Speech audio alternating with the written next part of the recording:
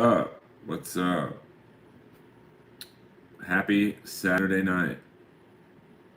It's a special edition of Inappropriate Earl, where I'm going to talk about the game worn jersey world and, we're going to just get into the greatness of collecting and why certain people collect certain sports. Here I have a game. I guess you wouldn't call it a game, but a signed Buster Douglas boxing glove for when he whooped Mike Tyson's ass. And this is a Kamala doll I bought from Kamala himself. It's only 24 bucks. The Ugandan giant. Rest in peace. Now, that thing is incredibly more valuable than any amount of money on earth, because I actually bought that from the wrestler right before he died. So, what up, Roy boy? So I wouldn't sell that for any amount of money on earth. And, it probably seems silly to say that. It's like a little doll. But the fact that I got it from Kamala himself, right before he died, too, makes it invaluable to me. I also have a Roddy Piper, 2 Earl, bottle of bubblegum soda. That was his big thing. And, I wouldn't sell that. I've been offered a lot of money for that. Like, one guy wanted it, even though it's signed to me, which, devalues it in a lot of people's minds. Yes, Kamala was a beast in the ring. I would never sell that. Also have, let me see how to do this. Sorry about the close-up here. Let's, got a signed Jack Lambert, because I'm a big Pittsburgh Steeler man. And a signed Vince Neil Japanese tour poster. So, if you're not a Pittsburgh Steeler fan, that Jack Lambert thing is probably meaningless to you. But, I like it. I wouldn't sell that for anything. You can see right there it's an autographed. It's a semi-rare autographed Kiss Destroyer CD, because it's signed by all 4 original guys. So you don't see too many of those items out there, 'cause I think all 4 guys hate each other. I think Paul at one point said, "I won't sign anything with Ace and Peter's name on it." So, uh, I get it though. I've been on TV shows that, I always used to think, why can't bands just get along? Like, why can't you just, even if you're in a band, you hate each other, just ride 5 different buses? But, I get it now. I mean, I was on one TV show for maybe a couple years. By the end of it, I hated everyone on it. So I get why, Paul would say that now. But, oh yeah, but, everyone's different. Like, it's in the memorabilia world, there are, different people value different things. Like this has nothing to do with game worn hockey jerseys, but Like this Robocop doll. I know I'm never going to get rid of it. In the box, I bought it. I think it was $500. But as soon as you take it out of the box, it's almost completely useless. So, you have to kind of, you know, ask yourself, okay, if I'm going to take this out of the box, I probably can't sell it. I think I even threw away the box. Yeah, it's the original Robocop. I mean, it's the one modeled after Peter Weller. There was one other Robocop, the actor Robert John Burke, who he's like that typical actor you see, and you kind of know his name, or you know his face, but you don't know his name. You're like, I know that guy. I've seen him in like I think he was last in Law and Order SVU. He always plays like a good cop or a good cop.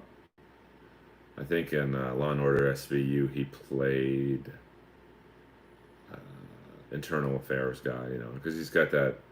He kind of looks a little bit like Peter Weller, and a lot of people don't know this about Peter Weller, is that he wasn't the original choice for RoboCop. The actor Michael Ironside was, but he couldn't fit into the suit because he was too like muscular. So literally, Peter Weller got the role that probably changed his life because he could fit into the suit. And I met Peter Weller once, maybe about a year ago at Best Buy in West Hollywood, and my world stopped. I was in line. I was in line for like an hour. It's like right around Christmas, so the holidays are nuts for Best Buy. And I saw him walk in, and I was like, "Oh my god!" And I gave my items to my girlfriend, and I'm like, "Hey, you gotta check out. Here's my credit card. I gotta go say hello to RoboCop." And I'm usually pretty good at giving celebrities their space, but when a movie means so much to you, I had to do it. And he was nice. He was looking for printer ink. And I'm like, Mr. Weller, I hate to bother you, but I just want to say thank you for RoboCop. And I also loved you on Sons of Anarchy because he played Charlie Borowski, the dirty cop. And he was just like, thanks, dude. And then he went back to looking for computer ink. It was nice. I've had some celebrity experiences that, to be frank, weren't so nice. But, and I feel bad telling this story now because he recently died. But, and no, I'm not sponsored by Bang Energy. I'm just thirsty. But I was walking out of my doctor's office one day, and I saw the actor John Saxon, who, if you've ever seen the Bruce Lee movie Enter the Dragon, he's a pretty iconic role in that. That Enter the Dragon for karate enthusiasts is like Star Wars for sci-fi geeks. It's just like there's Enter the Dragon and then all the other karate movies. No offense to Van Damme and Seagal, but it's just the way it is.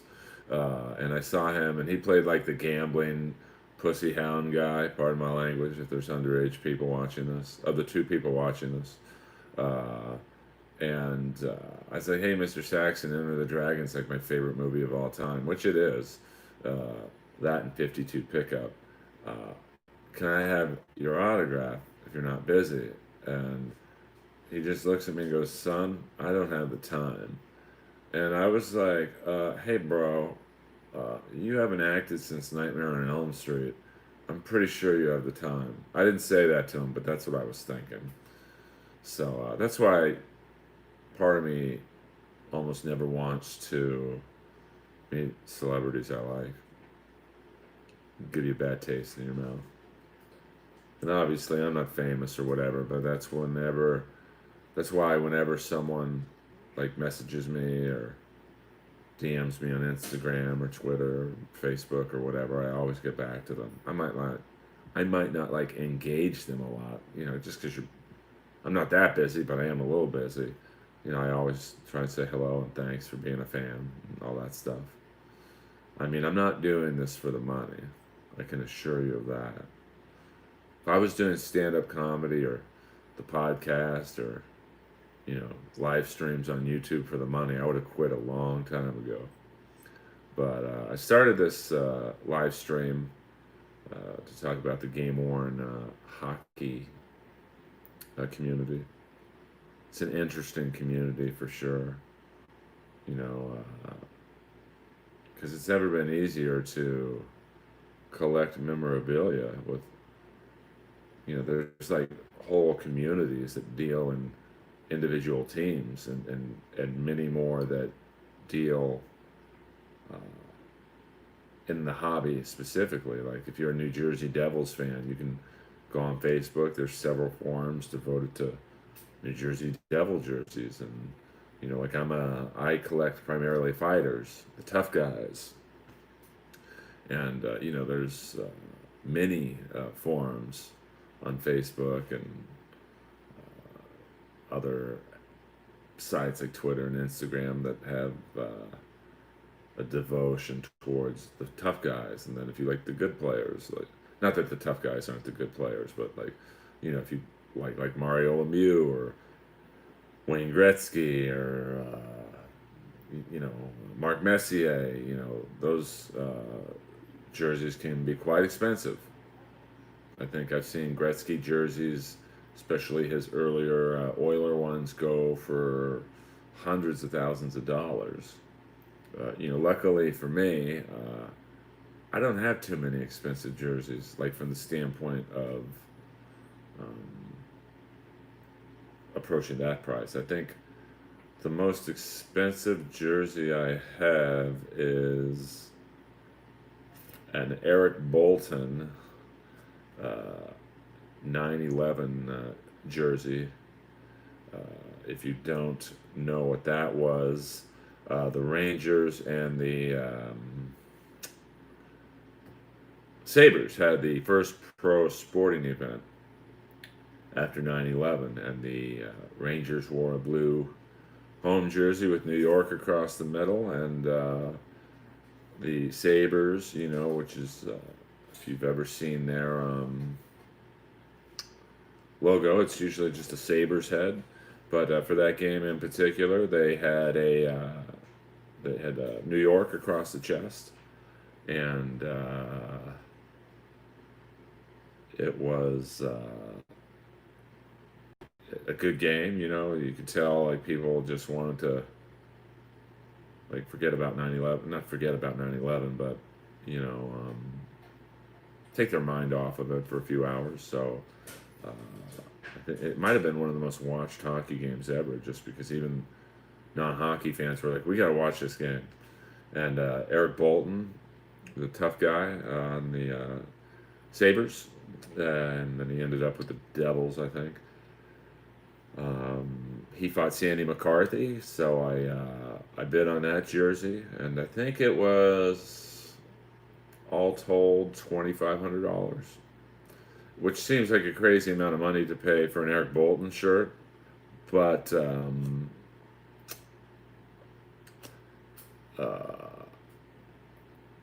the proceeds went to the firefighters, so I didn't feel that bad paying that amount of money. I mean, just to give you the idea of how much those jerseys were going for, I think I also won Steve McKenna's game. He didn't play in it, so it's technically classified as game issued, but he skated in the pregame warm-ups, so it was like, I think $1,600. So that's, but I have the Bolton still. I think I sold a McKenna. Do I think my fighter collection is the biggest or most complete out there? Well, Wayne, it used to be. I would say in the last 6 months, I probably sold 200 or 300 jerseys, but I still have quite amount. Still have a lot. I'll take you guys into the jersey room in a second. I mean, it's probably the most I know there's a doctor in Phoenix. I want to say he's a dentist who has a lot. Like I'm told a whole house worth of jerseys, but I don't know if um, it's devoted to enforcers. Yeah, we got some dudes from Australia in the house. Ben Jones. Um, Hello, Ben. I think mine might be the largest in terms of a focus of a collection, like Tough Guys. I know Brian Slagle from Metal Blade Records. He has quite a bit of jerseys. He might have as many as mine. Um, and I know there's a collector. I want to say in Canada who has an extensive amount of Edmonton Oilers jerseys, like a lot, and a lot of Gretzky's. So like, if he pulled like any 5 Gretzky shirts out of his collection, it would probably be as the dollar amount would in those 5 shirts would be as probably as much as my whole collection. Because a lot of my shirts, they're unknown tough guys, that either I was friends with, like a Roger Maxwell, uh, Joel Therio, and I used to collect a lot from the Quebec Semi-Pro League, QSPHL, and I think they changed their name to the LNAH. Yeah, Sean Shock. He has like his collection dwarfs mine from a financial perspective. Like if you have 5, 6 Gretzky's, that's probably close to $700,000 worth of jerseys, just those 5 shirts. That whereas that's, I mean, I don't know. I had an auction house recently make an offer on my whole collection. It was a pretty low offer, but that's as much as my whole collection.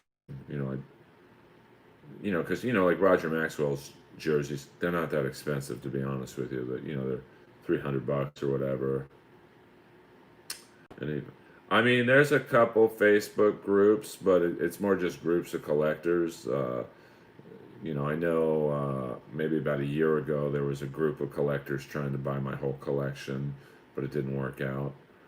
I'm pretty realistic with the value of the collection, but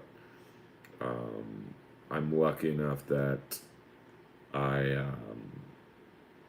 I was very financially responsible, so like I never bought a shirt where when I got it in the mail I thought, oh my god, I shouldn't have bought this. So I'm willing to wait at my price. Of course, the long-term goal is to, and once you guys see the jersey room, you'll see what I'm talking about. Um, uh, it's going to be a podcast room. Oh yeah, I mean, so Wayne, you get it, 200 jerseys. It's hard to say how many I have. I mean, I'll guess 500, and once again, like I would say the last 3 or 4 months, I've sold probably a few hundred. Um, so because now, the good thing for me is like, fighting is, I mean, it's bad and good, but from a business perspective, um, you know, since fighting is in decline and almost virtually eliminated, um, that fighter jerseys from the past are much more valuable now. Because you look at the NHL right now, there's maybe 2 or 3 guys who fight. Ryan Reeves in Vegas, Curtis McDermott of the Kings, a couple more who dabble in fighting. How many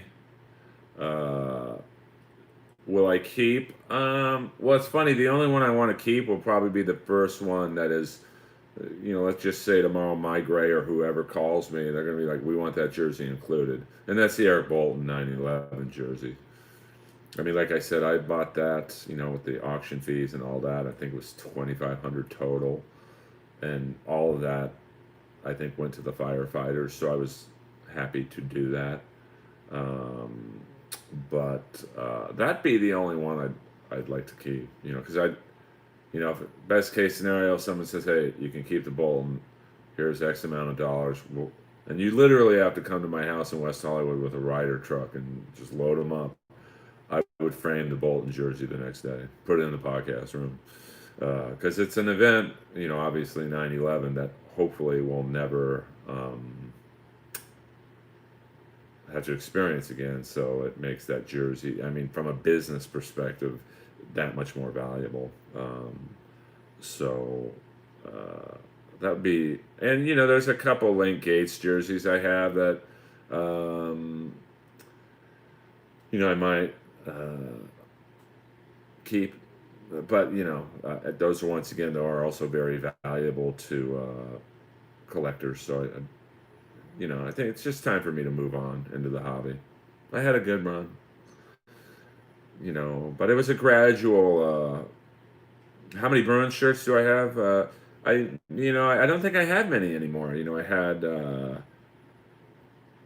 couple Oliwas, and I think I had a Sean Thornton, a couple Brant Myers. I think I sold a few Brant Myers recently. Uh, so yeah, I mean it's, you know, but I leave with a good head. Uh, well, link shirts are great because they are so rare, and you would think, uh, how could a guy who played for literally 30 teams, um, there not be that many of his jerseys? And you know, either I had them or have them or had them because I've sold a few, or he has them. Because it's probably my favorite story to tell. Is one day I get a phone call from like this weird area code. I could tell it was from Canada, and a very rough and gravelly voice. Ugh.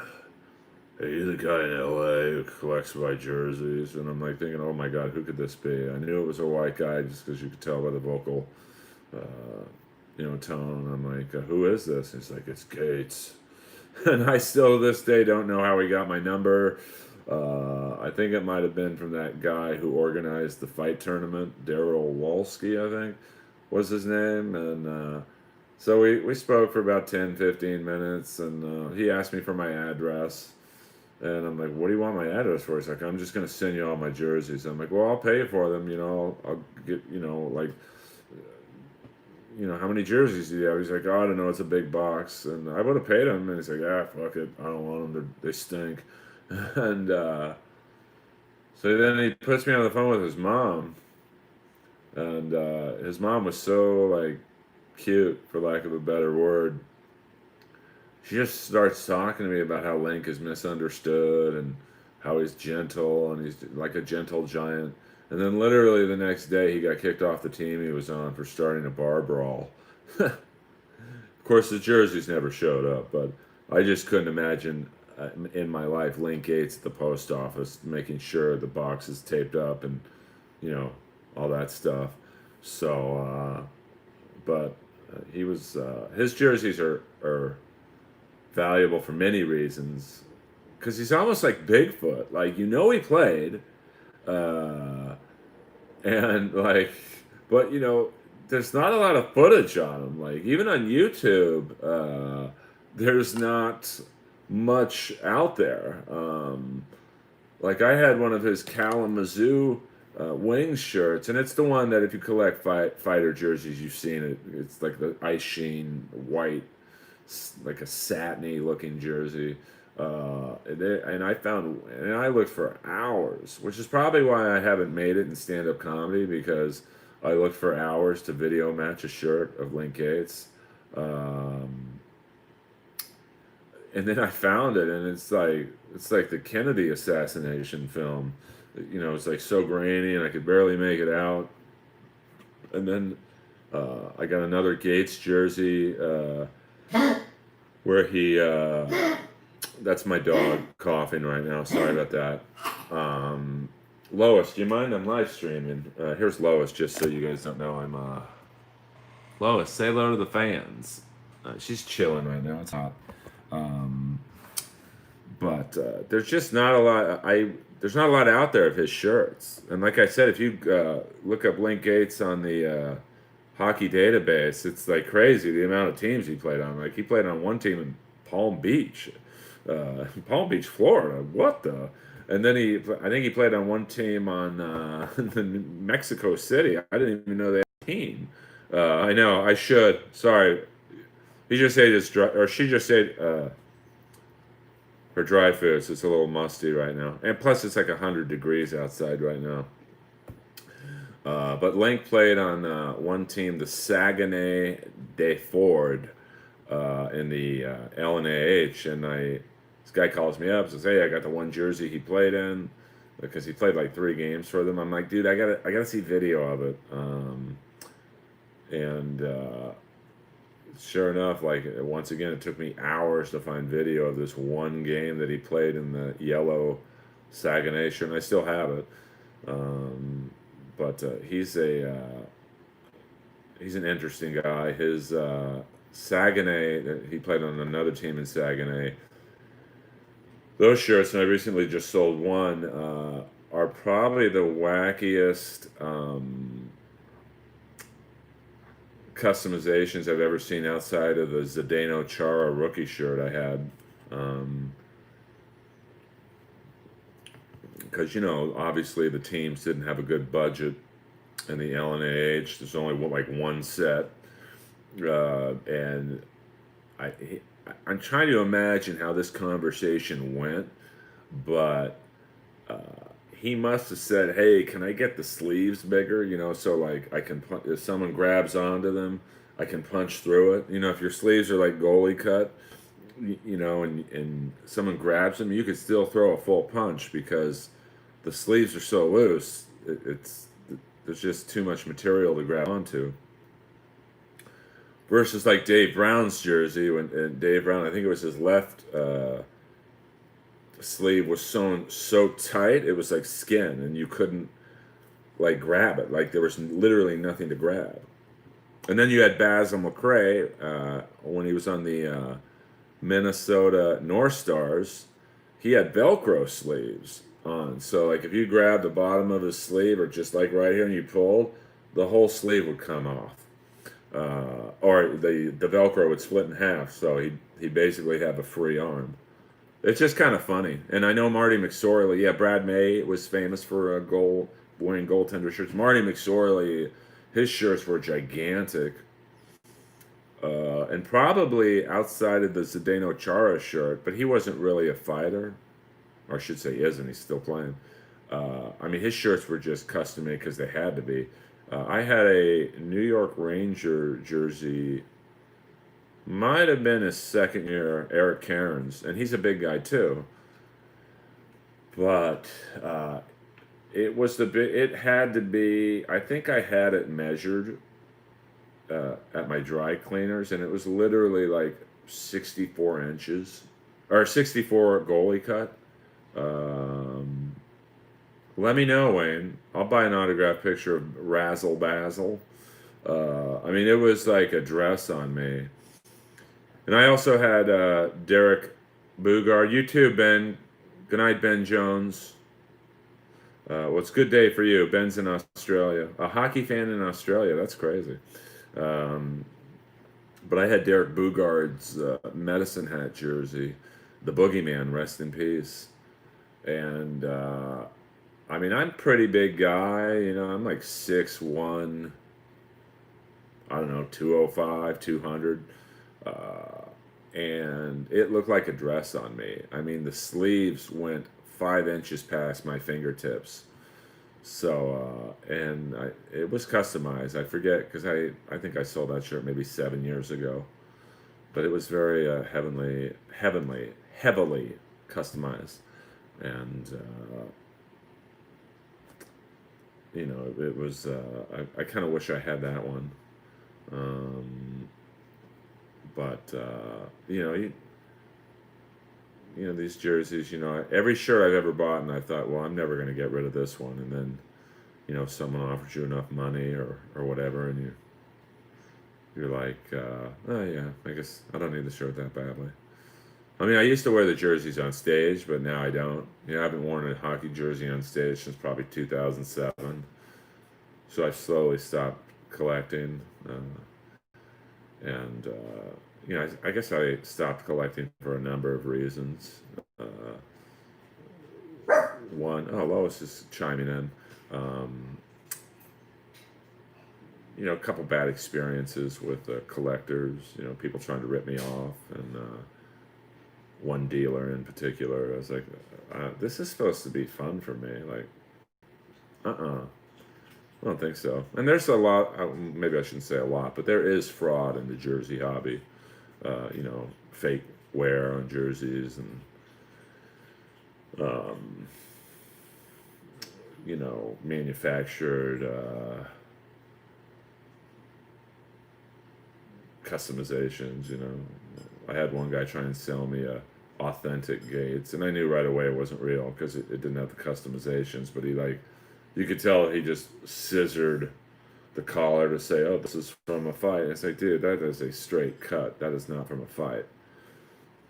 And oh, thank you, man. Thank you, Sean. I don't want anyone leaving someone else's chat. It was a hard thing to try and pick the time of doing this because I thought, well, Saturday night everyone's probably home, especially now it's a pandemic. But I think in New York they're opening up a little bit, and so I appreciate the people who are in chat. But I was like, yeah, I'm getting ripped off, or people are trying to rip me off, and I'm getting now dealers trying to like pull shady shit on me, so I'm out. But I have so many jerseys that it's been a slow out. Excuse me. And I mean, I still love hockey, and I still love watching the fights and all that stuff. But because hockey jersey now it's a business. It's not a hobby. Hobby is like, I don't know, collecting a Dave Parker baseball card. So, not trying to make money off of it. Nowadays everyone's trying to buy a jersey and flip it. You mean Ned? His name's Ned, Wayne. It's not Carlos. I mean, I can't tell you how many times in the last few months that I've sold a jersey, and like a week or two later, I see it on a forum or a Facebook group for sale, which is fine. I don't care. I forget about these jerseys, sadly, as soon as I sell them. They're like an NBA player treats his kids. I've had people call me and say, "Hey, someone said they sold or they bought a jersey from you. Do you remember?" I'm like, "No, I really don't. I mean, I remember having that jersey, but I don't remember who I sold it to." You just move on to different interests. Now my interests are, I guess more, I'm turning into Sean Avery. My interests are more fashion related. Like, I'd rather have a nice leather jacket, or leather pants, or a nice pair of pants. When I was buying jerseys, it was definitely hard to buy from French-speaking people just because the language barrier. Like, I would call LNH teams, and like, they would answer the phone, "Oui," and I'd be like, "All right, I don't speak any French, but I'm gonna speak in a French accent." And hopefully you'll understand it. I'd be like, "Yes, I would like to buy a Link Gates jersey. Link Gates, a tough guy." And, they'd laugh. I could hear them laughing at me. And, but you work around it. I would literally get a Google translator, and I would call up, say, I don't know, Radio X, which was a team Donald Brashear played on, and I'd put into Google Translator, how do I say, "I want to buy Donald Brashear's game-worn jersey"?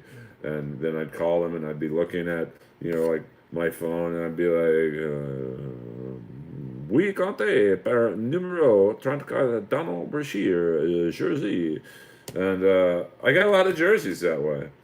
I mean, the prices are amazing on the Quebec League shirts.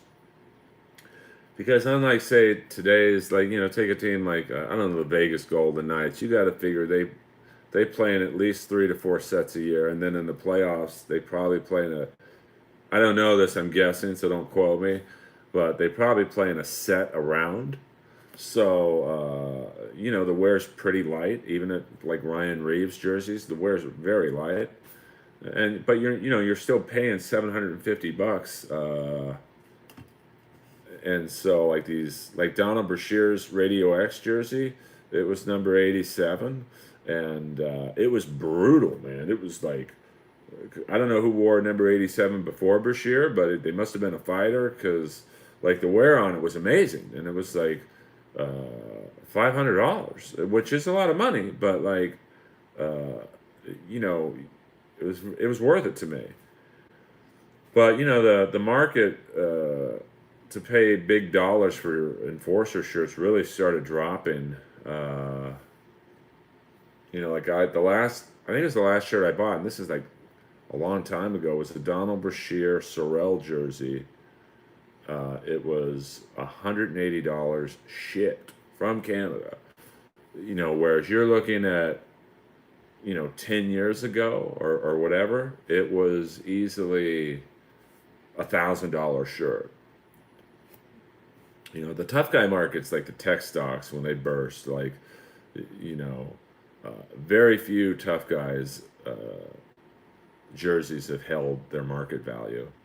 Gates is really the only one. His shirts, I would even argue, have gone up, because, like I said, there's so few of them out there that you could, if you have Gates jerseys, name your price.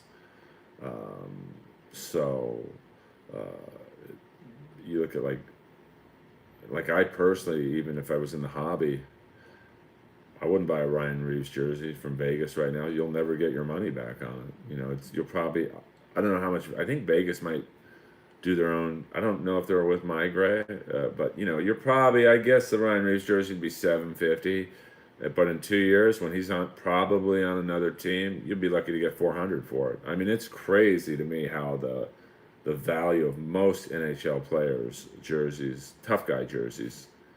I don't know about the higher skilled guys. I don't know how their shirts have held or dropped, but and it depends on the team and if there's any customizations. I mean, Brashear shirts certainly dropped. I mean, when he was playing in Vancouver and Philly, a minimum price for his shirts was $750 and up. I think his Vancouver alt was maybe $850.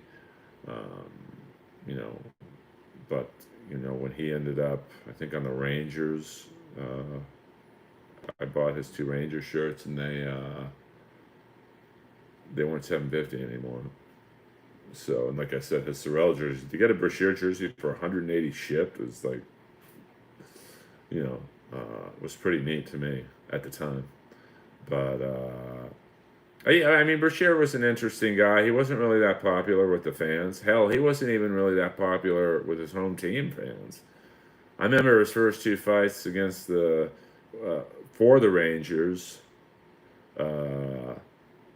where it's a weird. I don't even know why the Rangers signed him, to be honest with you, because like the year before, he was playing with Washington, and in the playoff series against the Rangers, I believe he broke Blair Betts' jaw, either jaw or cheekbone. It was a totally cheap hit, and I think in the offseason, Colton Orr went to Toronto, so they needed a tough guy, so they signed Brashear. And I remember his first game in the Garden. They were playing Washington, and he fought Brandon Sugden twice. And the first fight with Sugden, like, the fans were booing him.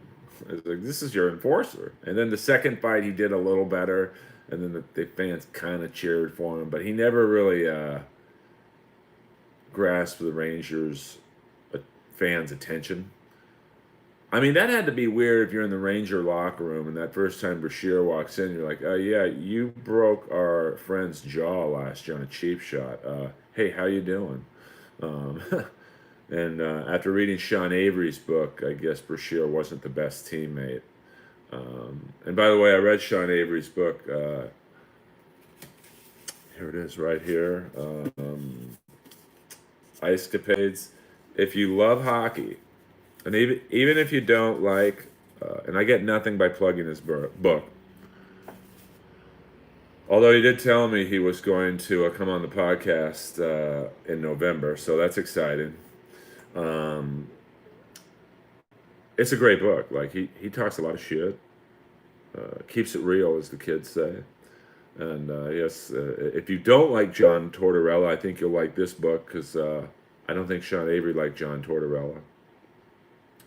And then he tells a great story about Bashir washing his Great Dane naked in the Rangers' locker showers. So, I've had a few Avery jerseys. Actually, it was kind of funny. He talks about unnerving Peter Forsberg so much that he fought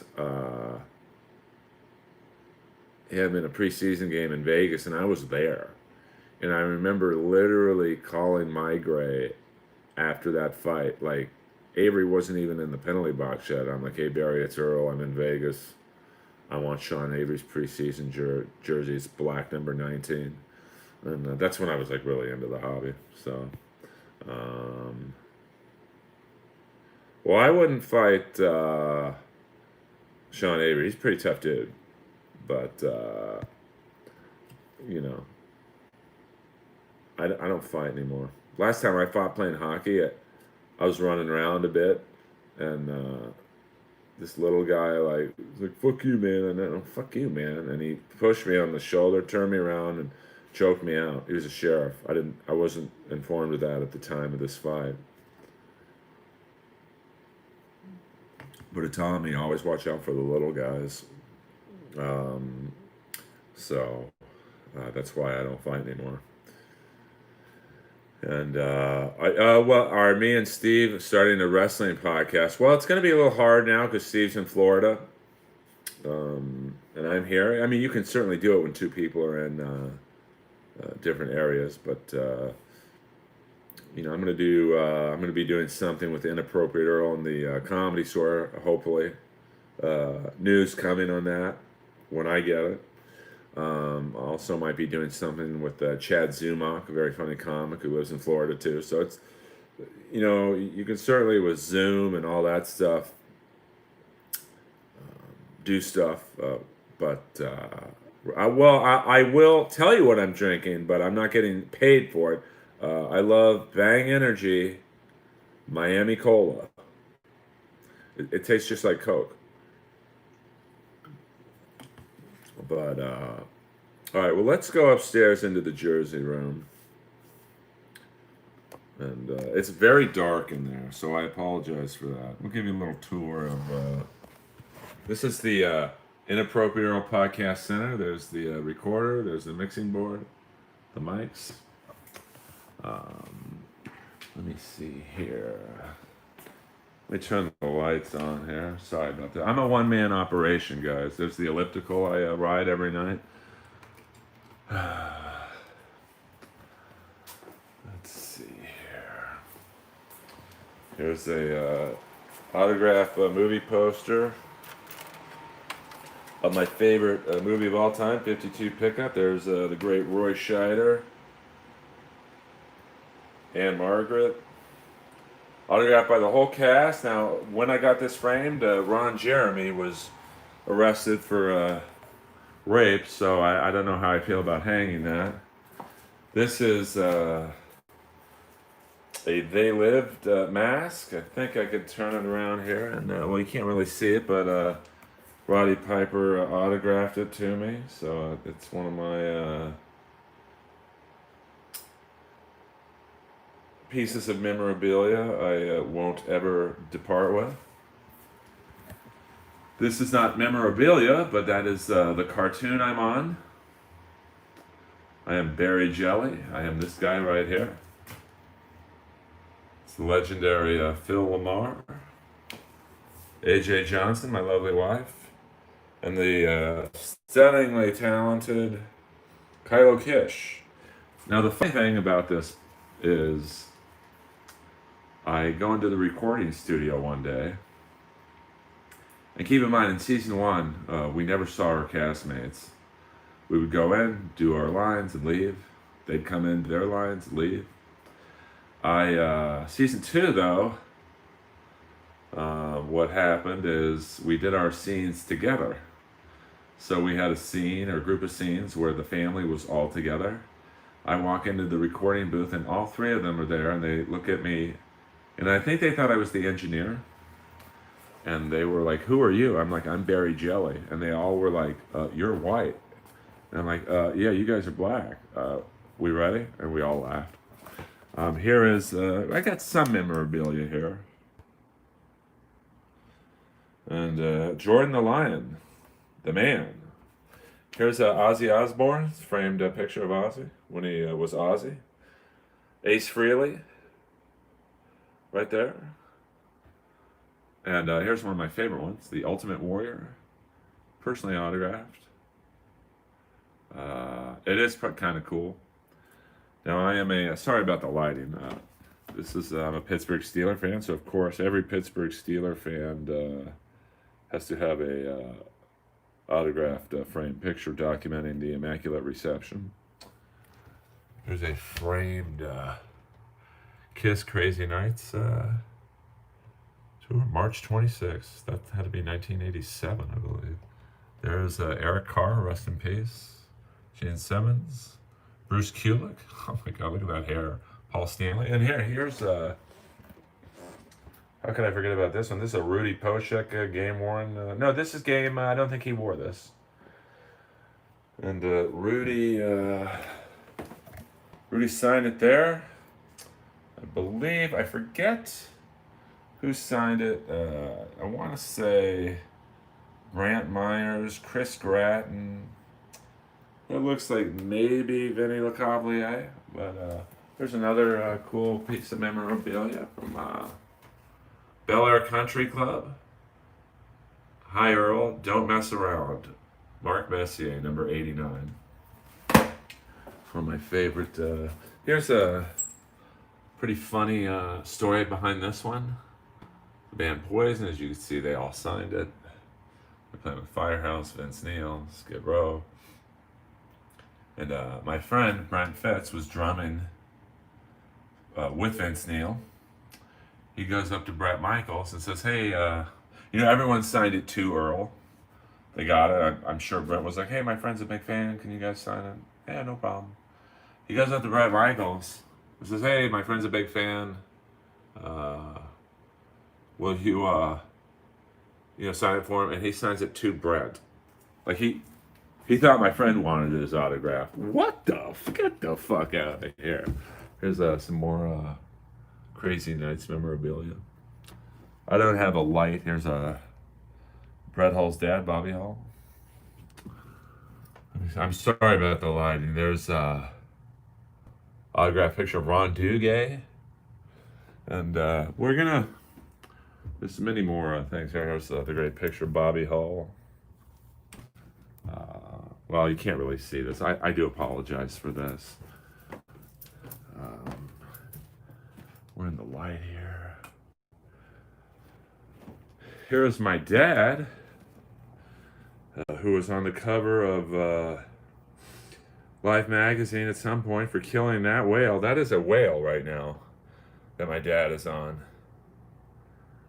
There's a autograph picture of Guy Lafleur. And here's something very cool.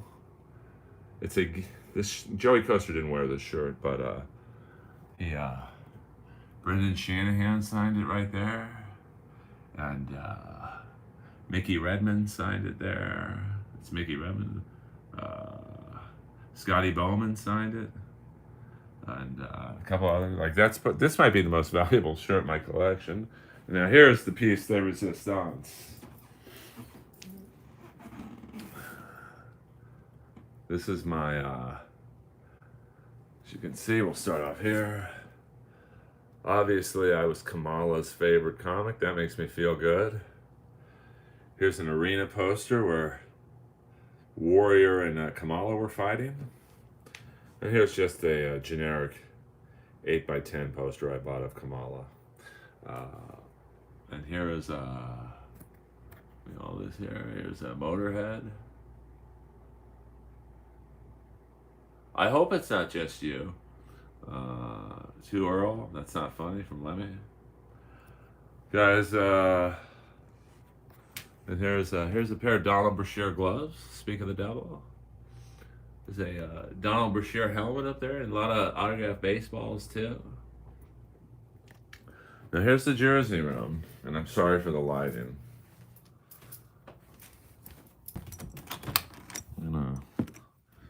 Okay, we're in the jersey room right now, but like I said, there's no lighting here, so give you a brief. Oh, here we go. This is the jersey collection.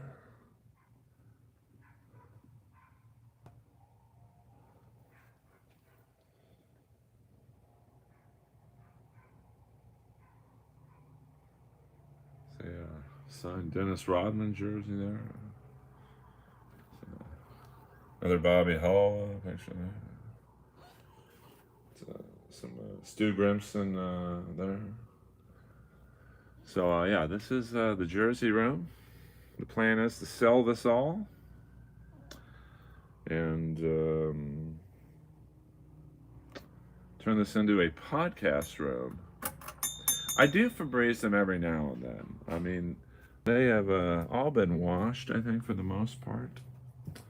Just a little better lighting here. No Rob Ray jerseys, to be honest with you. Here's well, I'll do this again in the daytime. I do apologize for the lighting in here. Here's let me see an autograph. I can't really see that one. There's a Switek from Miami Vice. Peter Chris's first solo album. And I need to work on better lighting. Well, it could be. But Lois, she's just chilling right there. She got her brownie right there because she gets hungry. So that's the jersey room. Hopefully one day, sooner than later, it will be the podcast room. But, we'll see. Baby steps. And like I said, it used to be a lot worse. I have met Wayne Gretzky. That was very cool. I met him at Bel Air Country Club. I was on the putting green practicing my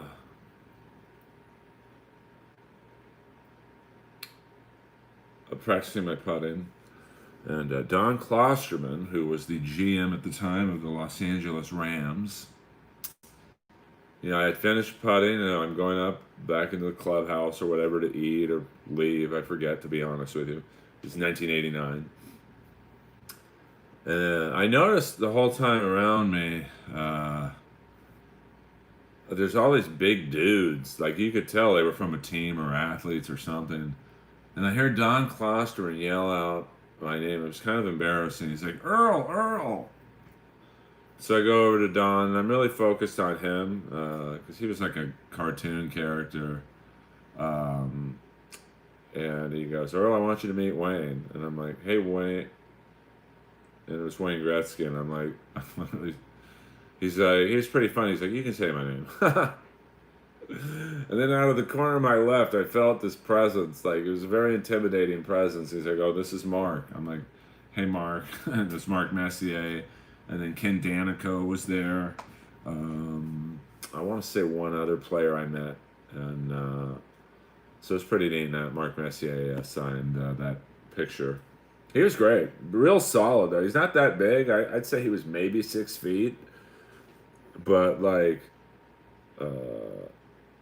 very few guys I've ever met, athletes, had his presence. Like, I literally felt him, and I was so like, oh my God, that's Wayne Gretzky.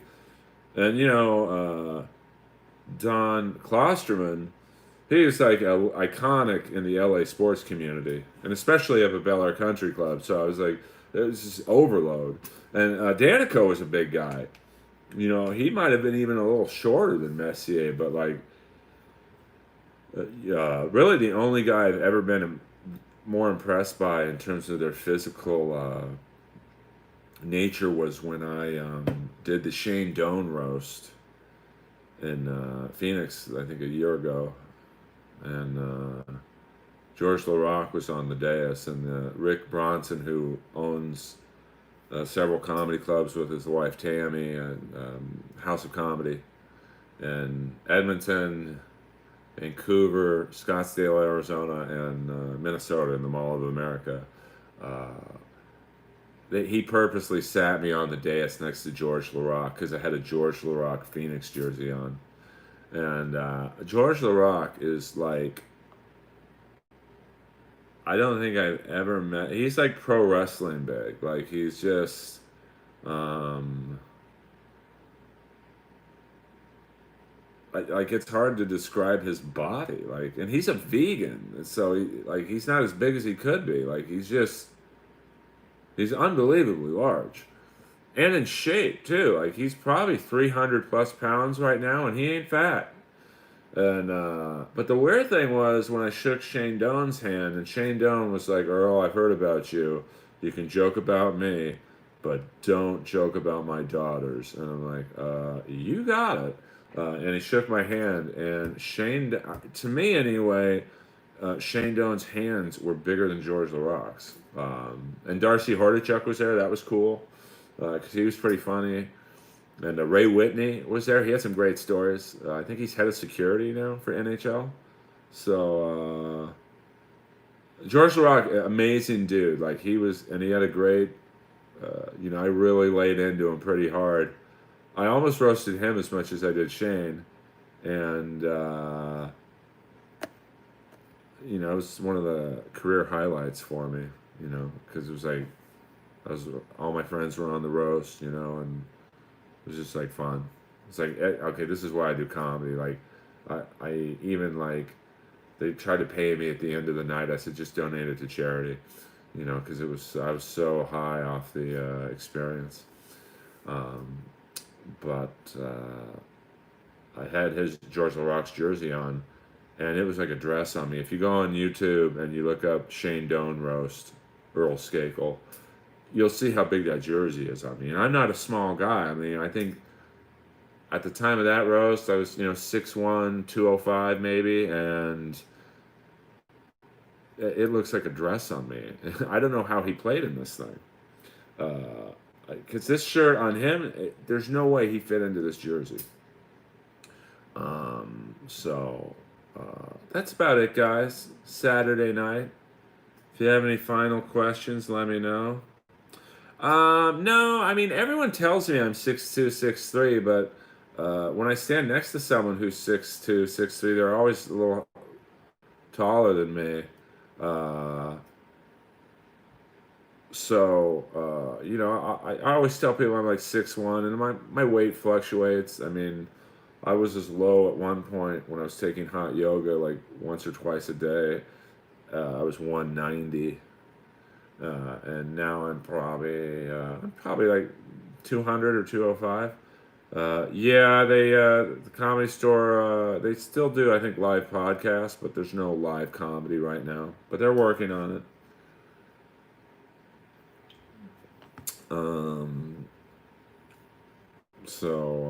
Yeah, that's. But I think in New York they're doing live comedy at 25% capacity. I think the Stand is open in some capacity. I will watch Punky. Punky's the best. Like, she's someone who you root for. Like, I've brought her up a lot of times late night in the OR and the main room, and like, she's someone who you root for. Like, she's really cool, and like, I think she's in 3 sketches tonight. But in full disclosure, I don't watch Saturday Night Live. I will for her, but I haven't watched Saturday Night Live since Norm Macdonald was fired. Because it's like, if they're firing Norm Macdonald, like, I don't think I want to watch that show. But I've had friends on it, I mean, I think I did a pilot with, which is an unaired TV show, for those of you not knowing what that is. with Melissa Villasenor right before she got SNL, like 2012, I think. Maybe it was a little before that. And I know, I've known a few cast members over the years. I just don't watch the show. Yeah, I mean, Norm, like, and then they brought him back to host, which I always thought was really funny. Yeah, we're gonna fire you because you did OJ jokes. You did jokes about a guy who killed fucking two people, but he was friends with head of the network, Don Ohlmeyer. So you can't do jokes about him. So I never understood that logic. But like I couldn't even tell you who's on SNL. I mean, I know Leslie was on it. John Rosinski, I'm friends with. We're not like best friends, but I know he was on it for a year. Well, I mean, my thought on jokes about celebrities is as long as it's true, it's on the table. You know, uh, that was my thing with Roast Battle. There was like one joke that was done on me that wasn't true, and I got pissed because it wasn't true. And so, I always think that, if you're doing if you're in public, oh, it's all good, bro. It's all good. I didn't know Jericho was doing a live event, or else I would have pushed it back. But since I'm out here in LA, I thought, well, it's what time is it now for me? It's 7:08. It's 10 o'clock in the East Coast, and I know I have a lot of East Coast fans, so I didn't want to do it too late. But I want to try and maybe do this every Saturday night when I don't have stand up, which right now I don't. Trying to have more of a presence on YouTube, thanks to my friend Jordan. I don't know. I mean, no one's performing right now, to be honest with you. So I don't know what he's up to. Yeah, this is the final five, I guess I'll call it. So if you got any questions, whether it's okay, thank you, Sean. Whether it's Jersey related or comedy related, fire them off. Is it? Well, I mean, not anymore, Wayne. Just because I don't, I'm not interested in the hobby anymore. But oddly enough, if you said, okay, Earl, let's say Wayne said this to me, or my Gray, or whoever, we can get you any two jerseys you want. We know where every single jersey in the world is, without question, the authenticity of it. I would probably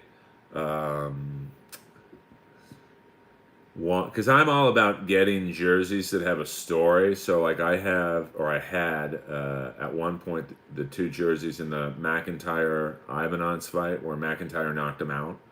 I think I sold the McIntyre jersey. I still have the Ivanons. I would want the Clark Gillies jersey as well as the Ed Hospidar jersey when Gillies broke his jaw. That's such an iconic fight if you're a Ranger fan, which I am. Or the Ed Hospidar jersey from the LA Kings Rangers playoff brawl in '81 when Hospidar just started a 20-on-20 brawl, and then at one point Nick Fotiu is fighting the third string goalie on the Kings, because the third string goalie came down to grab Hospidar from the bench, and then Nick Fotiu is on the other side, and he runs over. Maybe if you could get me the suit Nick Fotiu had on. So yeah, I mean, my heart, Wayne, has left the hobby a long time ago. So there's not necessarily a dream jersey. Like my enthusiasm just isn't there for the hobby. But I love that I was in the hobby for so long because I met people like you and all the fine folks at My Gray, and I've met some of the players who I've become lifelong friends with, and my two best friends in the hobby, John and Anthony, are in the East Coast. Like I owe a lot to the hobby for sure. But frankly, not to end the podcast on a downer, I was just too many people trying to rip me off, and especially one dealer in particular. It's just like, pardon my language, but fuck this. Like the world of stand-up comedy is very stressful. Like I'm sure Punky, when she was auditioning for SNL, was put through the ringer. So I don't know what her hobby was to help get her through that. But like to get through the very stressful world of stand-up from my end, I thought, I'll collect hockey jerseys because I like hockey. So, but like when people are trying to rip you off and stuff and sell you bad shirts and, I think that's one of the benefits I love about technology is that, you can look up a jersey. There's probably video of it. So, it's pretty easy to research now. When I first started in the hobby in I think the late 90s, it's kind of, you just took people's words or, hey, this is the jersey he wore in this game. And, you couldn't really watch the video of it because YouTube wasn't really kicking just yet. But, now if someone says, hey, Earl, I got a Link Gates jersey from so-and-so, you just put up Link Gates so-and-so in the search engine on here and you get it. Well, I'm not going to mention the dealer that I'm talking about just because it doesn't matter anymore. I mean, the statute of limitations is gone on what they did to me, so it's just you live and learn. It's unfortunate, but I can hear Milt Byron saying, "Earl, you should have done your homework." And although I agree with Milt about that, I also think the onus should be on the dealers and people selling shirts to know what they're selling. Yes, it's my responsibility to not just blindly trust people, but I did at the time. But I'll say, when I bought my Dodge Hellcat, I didn't look under the hood to make sure it was a Dodge. I trusted Dodge. Okay, you're charging X amount of money for a Dodge Hellcat. I'm just trusting you guys that it's a Dodge Hellcat. And that's how I was in the Jersey world. But, if I could roll back the hot tub time machine and do it all over again, I would definitely research more. So that's why I was happy to see that one group on Facebook, the Bad Seller Trader group, which I recommend everyone join. But I think you also have to be careful, and I kind of see it popping up in that forum. In that, usually when you out a bad seller, a bad dealer, a bad trader, there tends to be like a lynch mob mentality. Like I know the one person talked about heavily in that forum is some dude in Canada who's like ripping off a lot of people and like you see all these people saying, well, let's get together and find out where he lives. And that's when, it kind of gets a little wacky. I don't think you want to do anything physically violent to people because then you'll be in prison. But, I do think it's important to, like in the old GameWorn.net days, there was a winning deals section. And it was great. Hey, I bought a shirt from Wayne Fraser. He was great. Shipped it to me on time. So that helps Wayne sell more jerseys. Or, hey, I did a trade with Earl. He was great. He threw in a bonus jersey or whatever. But, there are bad sellers and dealers in the hobby, and I think they should be exposed. But you got to do it in the right way. Because if you do it in the wrong way, which is like, let's go get them, it doesn't work, I mean, I was disappointed in, I think it was one of the enforcer groups on Facebook when I exposed one dealer for ripping me off on 3 shirts. And, I never name called. I stuck to the facts, and then they locked the thread down. And it was just like, well, you guys are basically protecting a bad dealer. Like, so that's, it's stuff like that that also drove me out of the hobby. It's like, here I am. I'm out of the hobby. It's no skin off my sack if this dealer rips off anyone in this group or anyone in the hobby. I certainly don't want that to happen, but like, it's it doesn't affect my life. I'm trying to be a good guy here, and you guys are shutting the thread down. So I left the group. So, and now on Happier Talk, Stutzel or Byfield, we're talking LA Kings. You know, we have the number 2 draft pick right now. And I'm sorry for you non-LA King fans, this might get a little boring. I want Byfield personally. But I mean, the Kings are in a great position where you literally can't fuck up this draft. Because even if you pass on Byfield, which I think would be a mistake, if you're stuck with Stutzel, that's a pretty good player to be stuck with.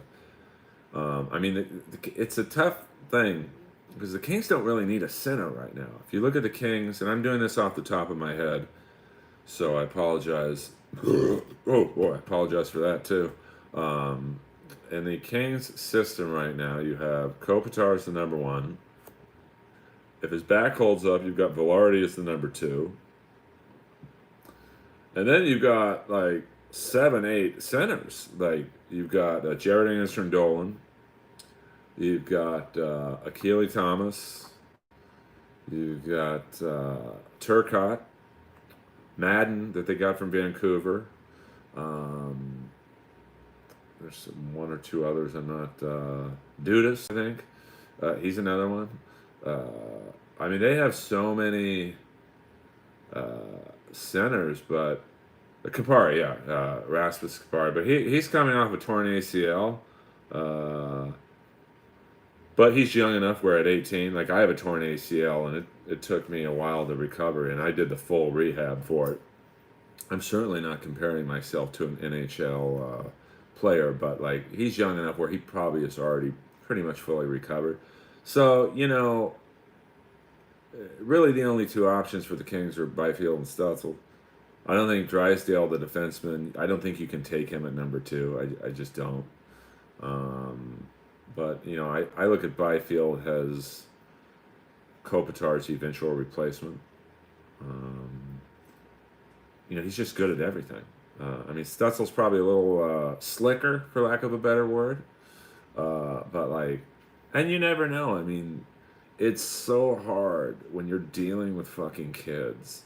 You know, I think Byfield is still 17. He was like the youngest player drafted. I think it was one of those weird things where, like, if he was a couple days older or a couple days younger, he wouldn't have been drafted until this year or like the next year, the next draft in 2021. You know, they're kids, man. You know, you don't know. Like, I remember when the Kings, I wanted the Kings to trade up and get Anthony Stewart. I thought this guy's going to be the black Cam Neely. I mean, he fights, he scores, he's a good passer. And I shouldn't even say black Cam Neely. I should just say the next Cam Neely. And, you know, I think we ended up with Brian Boyle, who's still in the league, and Stewart's a TV analyst now. You know, it just, he had all the tools. I don't know what happened. You know, I remember when the Kings traded picks, I think, with Buffalo, and we got Colton Tuber. I thought, this guy's the next Scott Stevens.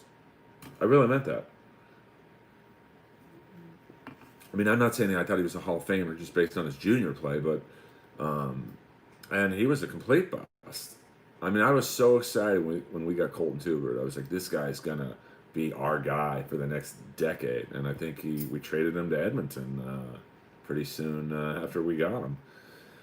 Well, I mean, yeah, I mean, at 17, I would expect Byfield to not be a complete maniac in a physical way, but I think once he grows into his body, I mean, I think he'll be like Kopitar, where, like, Kopitar is physically a huge dude, but it's not in his nature to, like, be this battering ram. It's just not. So, I mean, the Kings are almost in a position, like, where they have too many draft picks. Like, they've got, I think, 5 picks in the first 3 rounds. I think they have, obviously, I almost slipped and said Byfield at number 2. But they've got the number 2 pick overall. They've got 3 second-round picks. And I think one of them's pretty early. And they've got an early third-round pick. So I could see them. I'm not trying to be like Eklund and start like bullshit rumors. But I could see them moving up with some of those second-round picks and get a second first-round pick. I mean, you can't sign all these fucking kids.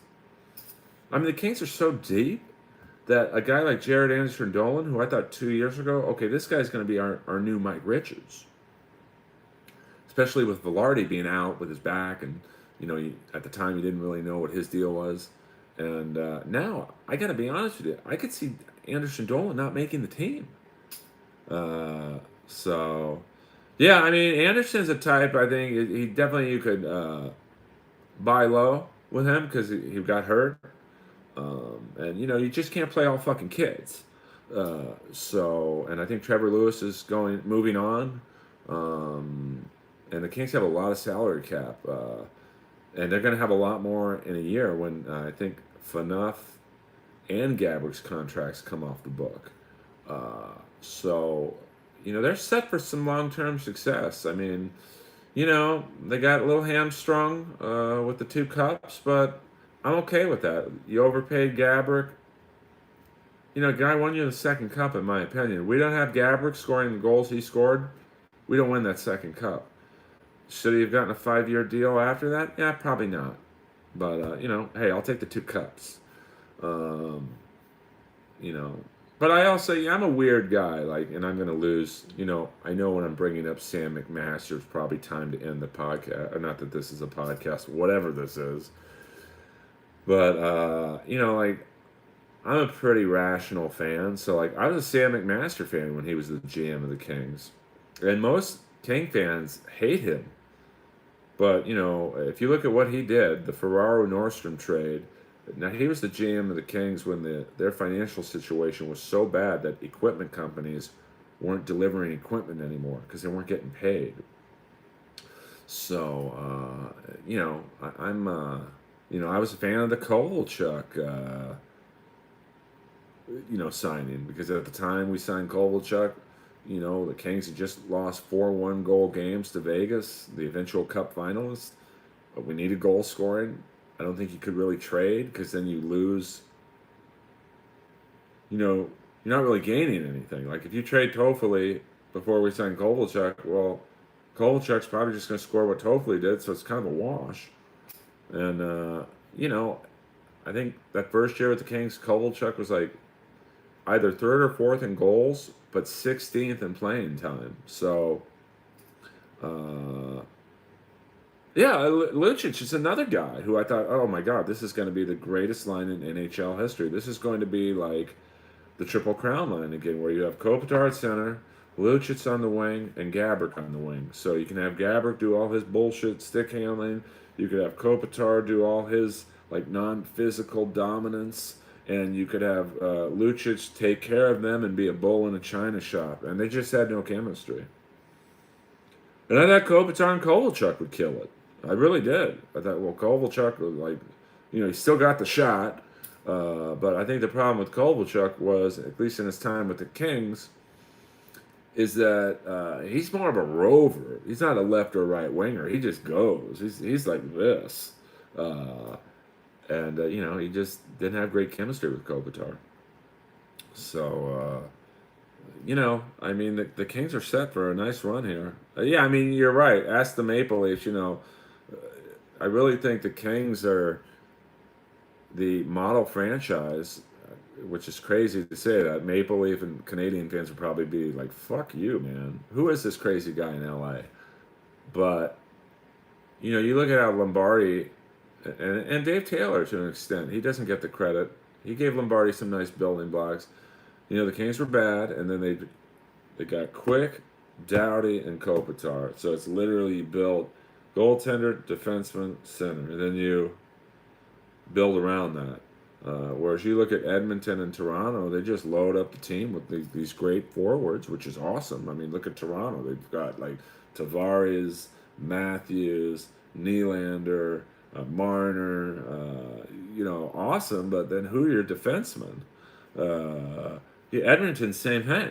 You look at Edmonton, what they have the number one pick 3 out of 4 years. So you had Yakupov, uh, obviously McDavid, Draisaitl, Nugent Hopkins, but how about a fucking defenseman? Uh, um, so I mean the Kings are doing it right now. I mean, they're trading some of the cup pieces, which as a fan, like it's tough to see Martinez in Vegas, but like he'd probably outlived his usefulness. Clifford, I love Clifford, but you got a guy like Boko Imama in the minors who might be able to fill his role. Hopefully, it's weird to me that the three players that scored the winning goal against the Rangers are now gone. Toffoli, Clifford, and Martinez. But if you look at how the Kings are building, they've got. I mean, that kid Kaliev is. I think he's going to be the next Brett Hull. But you never know. I mean, he could be a complete bust. But I've never seen a guy with a one-timer like him outside of Hull. Ovechkin, I guess. And you've got a zillion centers. I mean, I could see Achille Thomas and Kasperi probably moving to wing. I mean, if you look in 2 years from now, I mean, I could see the Kings centers being Kopitar, Velarde, Byfield, and you'd probably switch Velarde for Kopitar, and Kopitar will kind of enter into that Joe Thornton role, I guess. So you have Kopitar, Velarde, Byfield, and then take your pick for fourth line. Dolan maybe, Kasperi, Achille Thomas, Turcotte, Madden. I mean, Matt left it. That's a tough one. Like that's a guy. He's kind of like Anderson Dolan, where it's like 2 years ago I could see Luff on the second line, but now he's gonna have to fight to make this team. But he's got a great build. I mean, like he's I think he's got a great body for hockey. He's lean, but he's big. So it's. I mean, the Kings are set. I mean, the only thing they don't really have is like that, the heir apparent to Doughty. But I mean, that's hard guy to replace. I mean, they've got Clay, they've got Bjornfort, Mikey Anderson's the real deal. Roy or Raw, depending on where you're from, he's good. Sean Walker's good. Sean Dursey, who they got in the Grunstrom deal, he's good. But they don't have that true, like, okay, when Doughty goes, this is his replacement yet. But they have so many forwards that, I think the trade possibilities are pretty good for the Kings, I mean, like I said, they can't sign all these kids. I mean, you're only allowed 50 fucking contracts, and they've got 4 early draft picks. I will assume, the normal amount after that. So, you're adding 7 to 8 more prospects in this draft alone with what you have. So it's pretty exciting. Like I can't wait to see in a year or two, like Turcotte passing to Kaliev. Like that. Yeah, I mean, Luff is going to have to either start scoring more consistently or becoming like a Josh Anderson type. So we'll see. I mean, he's young enough, but he's at that point now where, at least with the Kings, it's sink or swim. And, but he's great in Ontario. And, he's scored some goals in the NHL already, so he knows he can. It's just putting it together. And, I think, when Carter's gone, and I think he's got 2 more years, I might be off on that. Maybe a role for Luff opens up. But, with so many young kids, by the time that happens, Luff won't be that young anymore. I mean, to me, he'll be like a baby, but he'll be 24, 25 at that point. So it's not young in the NHL. I mean, when you're drafting a kid like Byfield, who's still 17, I think. So, it's an exciting time to be a King fan. It's because the Cups weren't that far ago, or that long ago where you forget about them. And, obviously the last couple of years have been pretty brutal. But, they've rebuilt now, and like with all these young kids. And in goaltending, they have amazing depth. I mean, you've got Peterson, obviously. You've got, was it Panic, I think? They've got like 3 or 4 legit prospects in goal behind Peterson. And obviously you've still got Quick, which, I could see Quick, possibly being taken by the Seattle Kraken. I mean, they're going to have to reach the salary floor, so a guy like Quick, would be, I think, attractive to them. I mean, I think that's always the funny thing is I think they broke up Carter and Richards in Philly because they were hitting the Philly nightlife scene. And, then through osmosis or whatever, they both end up in L.A. And it's not like Manhattan Beach is for virgins. That was pretty funny. Well, I mean, yeah, it's really good. I mean, I'll be honest with you. Tell them I sent you. Maybe on Instagram. It's Bang. I love the Miami Cola. Once again, if you guys like buy from them, just tell them where you found it from, and they'll start sending me fucking dozens of it for free. I mean, I'm Jewish. I like my free shit. So I think I'm gonna end the stream here. If you guys can. Retweet it, or I don't know, share it on YouTube or Facebook, put it in some hockey groups. I do play ball hockey still, but in our league, you can't play right now, obviously, because of the coronavirus. And believe me, I don't know if I'd want to play with some of the guys I've seen in that league. But Mitch Callahan from he's a Detroit Red Wings draft pick, but I think he's in the Edmonton Oilers organization now. I think he plays for Bakersfield. He plays with us. Oh, thank you, dude. Thank you, Troy. Thanks for the questions. Like I said, all I ask is that you subscribe to the podcast on Apple Podcasts, subscribe to the YouTube channel. It helps. I mean, the more people who watch and share and all that stuff, the better the numbers are, and then, the more things I can do with it, when I take it to a network or something. So, thank you, Wayne, for all the questions. You're the best. Thank you, Mr. TV. And thank you, Improbi. Thank you guys all. I mean, I do it for the fans. I really do. I mean, yeah, eventually I want to make money at some point, but, I did this for you guys tonight. And if you're in the hockey jersey buying world, check out Wayne Fraser. He's an honest dude. And do your homework on these shirts. I don't care if they come with a letter, because I have a lot of letters in this fucking cabinet that are bullshit. So I love you all. And we'll hopefully do this like next Saturday or something. Inappropriate Earl. Over and out.